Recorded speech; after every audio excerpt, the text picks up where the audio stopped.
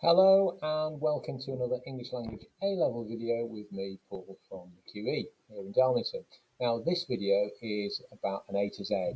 It's a kind of overview about English language A-level. So I'm going to talk you through some of the main topics and ideas on the course.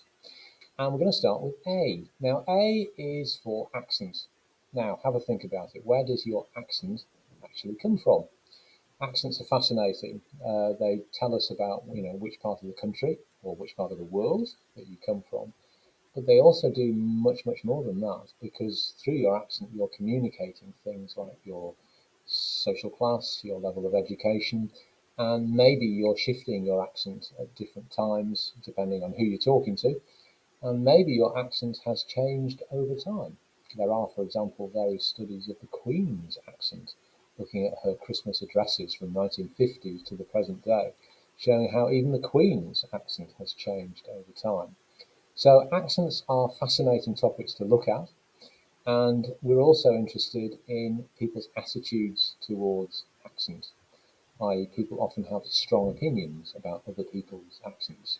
So we look at various case studies and theories about how and why people respond in positive or negative ways towards other people's accents. So A is for accent. Now B is for borrowing, and we're talking here about word borrowing.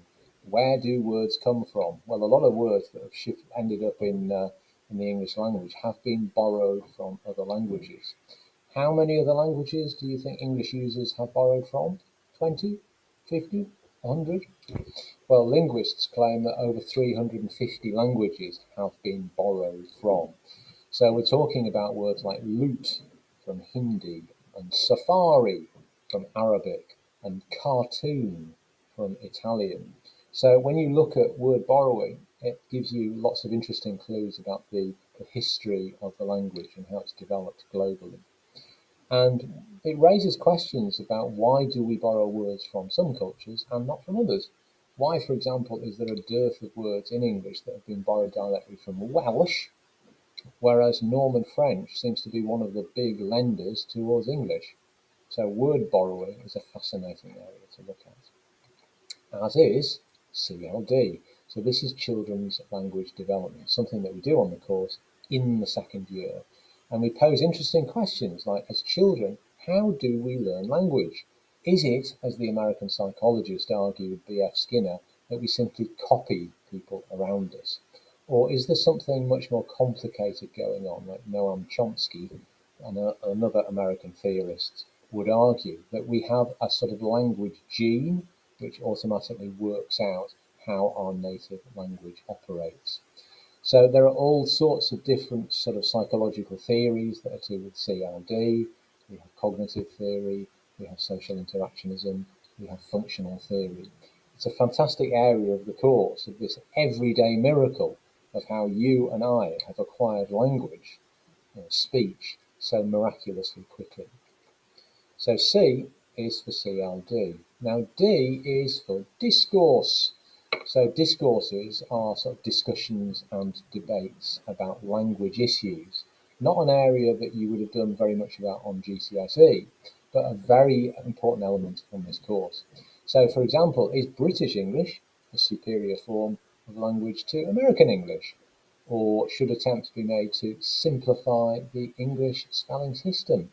Or is the internet or mobile phones, are they having a detrimental effect on people's ability to use language in sophisticated ways? These are all open to discussion and debate, and are things that you're going to be analysing and writing about in your exams on A-level.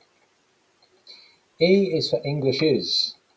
Yes, you have read that right. English is. It's got an ES, plural inflection on the end. And this is the idea that English itself is a plural concept. So try and think of the other forms of English that there are across the world other than British English. So we're talking about things like Indian English and Singaporean English. So there are various forms of English across the globe. How did they develop? How are they different to British Standard English? And what sorts of prestige do they have? Okay, who owns English? Does every speaker of English, are they to have equal power over the language? If so, that's about 2 billion people who have power over the direction of the language. And what is the direction of English? So what is likely to happen to English in the future? Is it going to go the way that Latin went, for example, where it fragmented into those different Romance languages like Romanian and Italian and Spanish and all of that? Or is it going to go from strength to strength? Will it be superseded by some other language that's spoken by more powerful users? E is for Englishes. Now F is for formality, so the register in which you speak and write. So how do we change our register depending on our audience and our situation? And if we're saying that certain types of language are more formal than others, what is it in the language that gives it that higher level of formality? Is it to do with the etymological root, i.e. where the words came from in the first place? Is it to do with the length of the words? Is it to do with the sentence types? Okay, so we're looking at vocabulary here and things like taboo language, swearing. Where do these words come from? Are some words so informal that they should never be used? So F is for formality, and we draw upon the work of a researcher here called Martin Jauss, who wrote a book in the 1960s called The Five Bells, which was trying to identify 5 different levels of formality in people's language. We now go on to G, which is gender.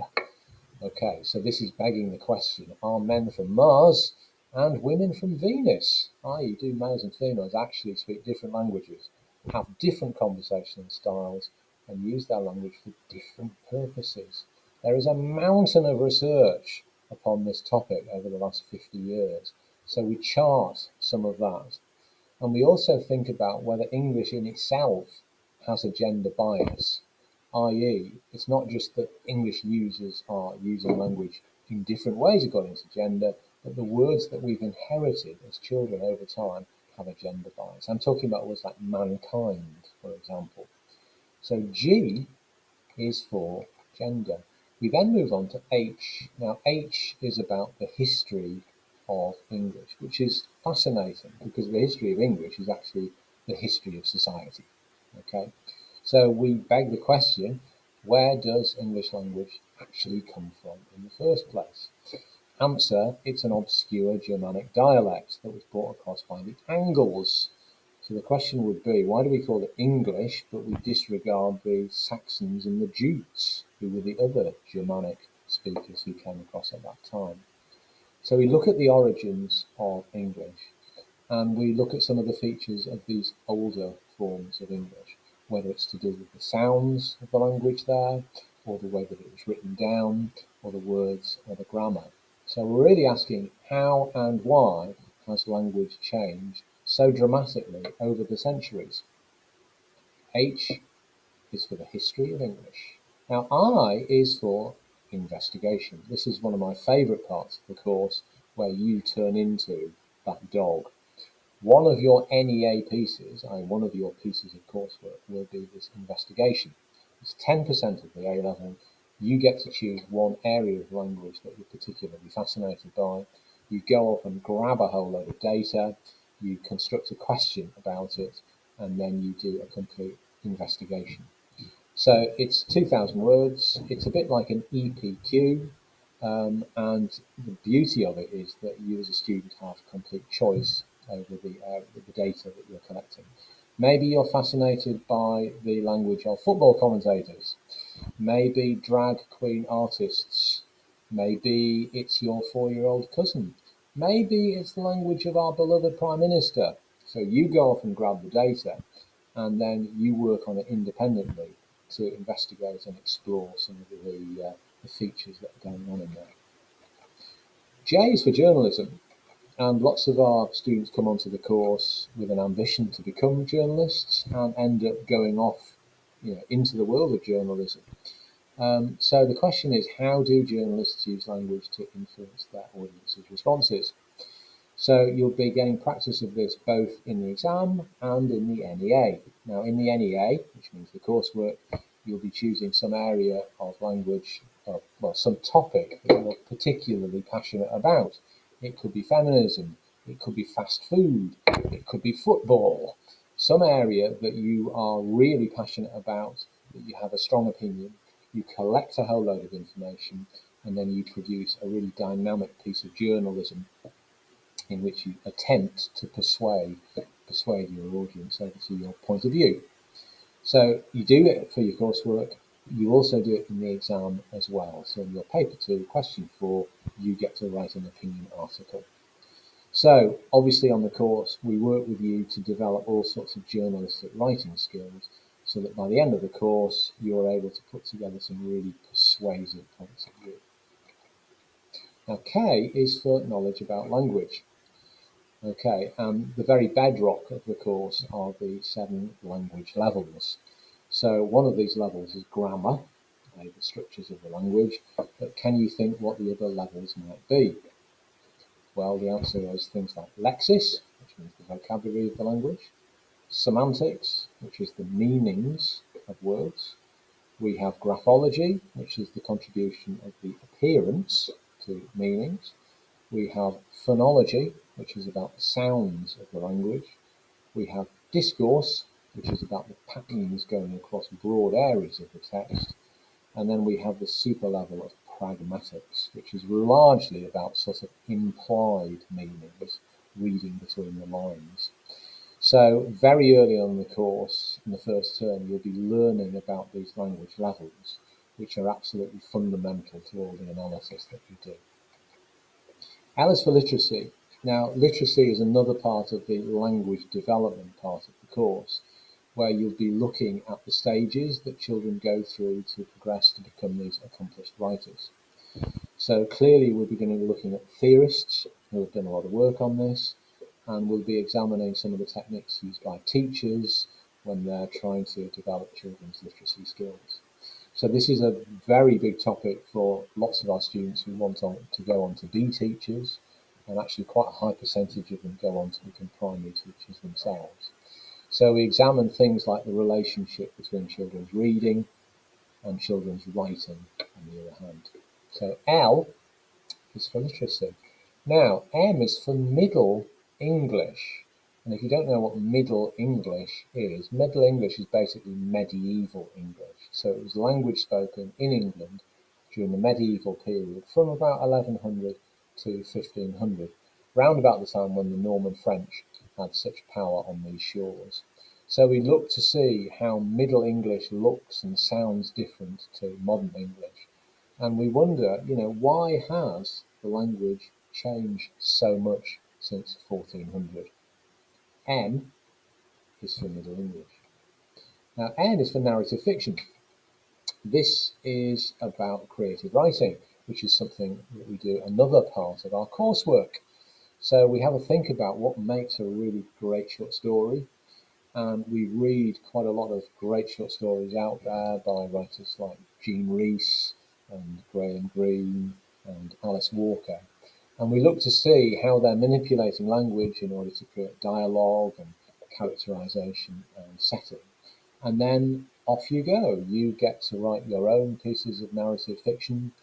And so it's a really popular part of the course. So narrative N is for narrative fiction, story writing. Now O is for occupation, which is a socio-linguistic variable. Okay, it's one of these areas of society which impacts very strongly on people's language. How does your job influence your language? Now, obviously people use language in public situations to exert power, what Norman Fairclough, the theorist, would call instrumental or influential power. So we look at that relationship between public discourse and power, and we look at things like jargon. So, why do people use jargon, in what sorts of situations, and what are some of the benefits and some of the problems in this highly specialist use of language? So O is for occupation. P is pragmatics. Now, I've mentioned this already. This is this super level that we talked about before, where pragmatics are really about the meanings that linger beneath the surface. And, human beings don't always say what they mean or mean what they say. So that's why pragmatics is such a fascinating area for us to look at, as demonstrated by the cartoon there. So this is about the use of things like irony to communicate subtle meanings, or the way that something called intertextuality works, i.e. you can only understand what I say in reference to another text. So pragmatics is a fascinating area of the course. Cues for questions. And we're obsessed with questions on this course because all linguists are. There are all sorts of questions out there. Basically, when people make utterances, there are 4 different types of function that you can do. You can make statements, which are called declaratives. You can make commands, which are called imperatives. You can exclaim, exclamatives. And you can do interrogatives, which are questions. But the thing is, questions, there are all sorts of different levels of questions with different purposes. So you can have, for example, rhetorical questions, which are not really questions at all in the sense that they don't really demand an answer. So you have rhetorical questions, we have loaded questions, which seek to sort of bully the listener into agreeing with them. You can have open questions, you can have closed questions, you can have tag questions, can't you? And you can have mitigated commands, things like, could you possibly open the window? Looks like a question, but is actually a command. So questions in themselves are really fascinating, and there's all sorts of analytical work we can do about the use of questions in different social situations. For example, in court scenes where you've got defending and prosecuting barristers who are using questions for all sorts of purposes. So Q is for questions. Now R is for regional dialect. And when we talk about dialect, we're talking about the grammar and the vocabulary of specific areas of the country. So what are some of the distinctive words and grammatical structures of where you live? If you hear in the corridor somebody saying, where are yous going? Yous there would be a feature of regional dialect, where somebody is taking that second person pronoun, they're putting an S inflection on there in order to denote plurality. Okay, so what are some of the distinctive non-standard grammatical structures that you're hearing around you? And why doesn't everybody just speak standard English? It's a fascinating area because language is not just about communicating information to people, but it's about your identity. It's a communicating aspects of your identity. And we look at regional dialects and we ask the question whether dialect levelling is happening, i.e. some of these traditional historical regional dialects that you might have expected to hear in sort of remote countryside areas, are they disappearing over time? And if they are, why is that? And should we feel sad about it? So R is for regional dialect. Now S is for semantics. Another one of these levels, and I said about semantics, it's about word meanings. So, words are slippery beasts, aren't they?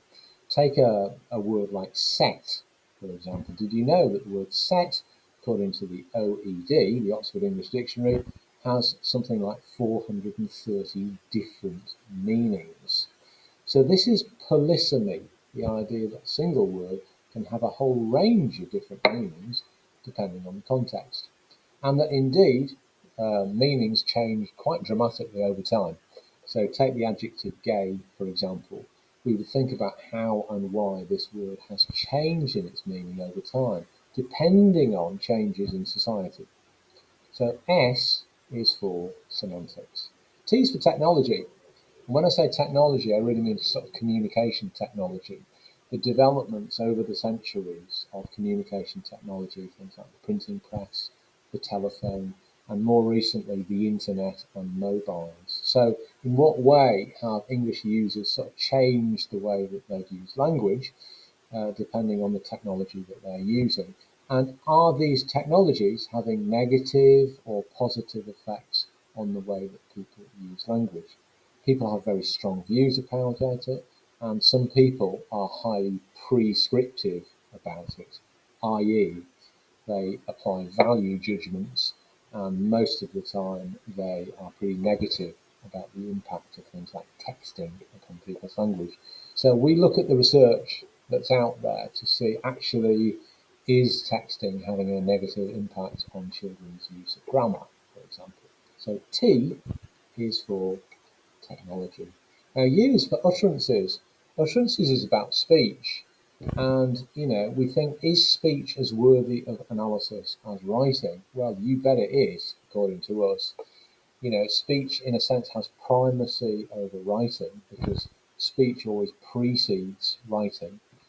And we listen to individual speech, and linguists would say that people's speech patterns are actually as distinctive and unique as fingerprints. It's like when you answer the phone and say a single word, then your identity is immediately revealed to people that you know. Okay, so speech is fascinating, and we look at not just the words and the grammar in speech, but we also look at things like intonation and pitch patterns. These are called prosodic features, because so much of the messages that you communicate in speech are actually through your tone, the musical elements of your speech. So U is for utterances. We now move to V, and it's the general point that, English language, A level, as opposed to the GCSE, is incredibly varied in the topics. GCSE, by comparison, seems very narrow, but on the A level, because you're doing topics like children's language development, you're studying about people's accents and dialects, you're writing journalism, you're doing creative writing, you're all in different parts of the course, you're always doing different things. So, as William Cowper argued, variety is the very spice of life that gives it all its flavour. W is for writing skills. So the point about English A level is that it's really developing your writing skills in different genres. One moment you're writing analytical essays, next minute you're writing pieces of narrative fiction, then you're doing a formal report, as in your language investigation. Next minute in the exam, you're writing an opinion article, a piece of journalism. So whichever career that you're going to go into, this ability to communicate and write skillfully for your audience and your purpose and your genre are surely going to be absolutely vital. So W is for writing skills. Now X, I cheated on this because I couldn't think of a word that started with an X, so I've just put in context here. So all the way through the course, we stress that actual contextual influences have a massive impact on the language that's being used. And when we're talking about context, we're meaning, who are you producing language for? What are the purposes behind the language? What genre of text type are you producing? And what about the social and historical contextual influences as well? So they're fascinating areas which are impacting on language. So X is for context. Y is for youth. Now this is an area of language diversity that we study, which looks at, the language of young people, in this case teenagers, and we beg the question, well, is teenage language actually very different from any other age group language? So do young people use language in different ways to older generations? Again, it's another one of these areas where there's a heck of a lot of study that's been conducted over the last 20 years, really trying to get to the bottom of this. Is it just prejudice and ageism that is assuming that teenagers are using language in certain ways, or are these criticisms somehow justified? So Y is for youth. And finally, because we're on to Z, I've cheated a little bit here by using the Americanized spelling, Z is for analyse. So in the exams, we get to analyse current day texts, and we get to analyse older texts. And in so doing, what we're really discovering about is how societies change, because the study of language is the study of society. So by analysing people's speech patterns and written patterns, we're actually revealing a lot about society and about people's deeper psychologies. All in all, English A level is a belter of a subject, and you'd be well advised to take a look at it. It's very, very different from GCSE.